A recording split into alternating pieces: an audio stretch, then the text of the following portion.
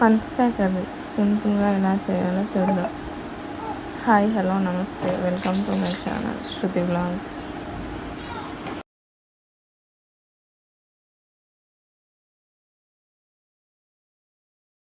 ముందుగా పనసకాయ ముక్కలు తీసుకోండి. ఇలా తీసుకున్న వాటిని చిన్న చిన్నగా కట్ చేసుకోండి. ఇప్పుడు వీటిని వాటర్లో యాడ్ చేసుకోవాలి.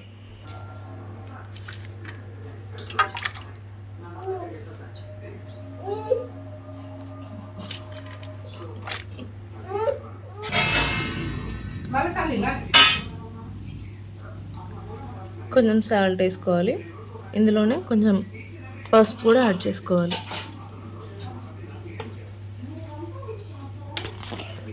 వీటిని ఇప్పుడు కొంచెంసేపు ఉడికించుకోవాలి. ఇలా ఉడికిన వాటిని ఇందులో ఉన్న వాటర్ మొత్తం పంపేయాలి. ఈ విధంగా స్ట్రైనర్లోకి తీసుకోవాలి. వీటిని ఇప్పుడు ఆయిల్లో వేయించుకోవాలి. ముందుగా ఒక బౌల్లో ఆయిల్ తీసుకోవాలి. దీనికి ఆయిల్ ఎక్కువగానే పడుతుంది. ఇప్పుడు ఆయిల్ వేడెక్కాక పనస తొక్కలను ఇందులో యాడ్ చేసుకోవాలి.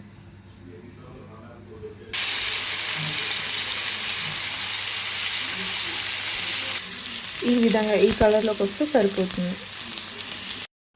ఇప్పుడు మిక్సీ బౌల్ తీసుకోవాలి. అందులో ఆనియన్స్, టమాటాలు, 2 లవంగాలు, 1 యాలకులు, కొంచెం చెక్క వేసి మెత్తగా పేస్ట్ చేసుకోవాలి.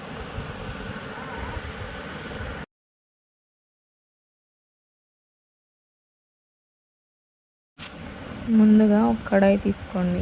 అందులో ఆయిల్ వేయండి. ఆయిల్ వేడెక్కాక కొన్ని వెల్లుల్లి, అందులోనే ఆనియన్స్, 2 బిర్యానీ ఆకులు వేయండి. ఇవి దూరగా వేగాక ఇందులోనే చిటికెడు పసుపు వేయండి. తర్వాత మనం మిక్సీ పట్టుకున్న మిశ్రమాన్ని ఇందులో యాడ్ చేయండి. పచ్చి వాసన పోయేంత వరకు ఉడికించుకోండి.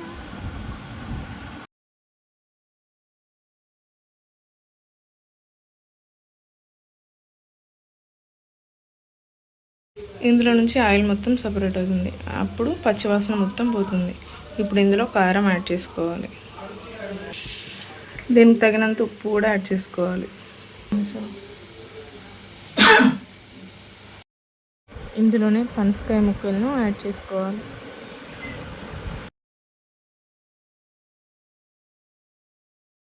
ఇందులో కొన్ని వాటర్ యాడ్ చేసుకోవాలి.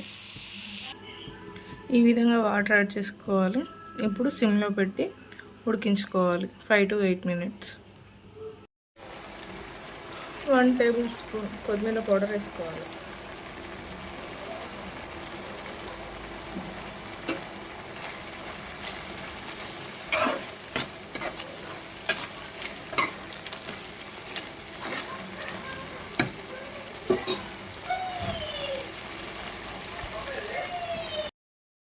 ఎంతో టేస్టీ అయిన పనసకాయ కర్రీ రెడీ.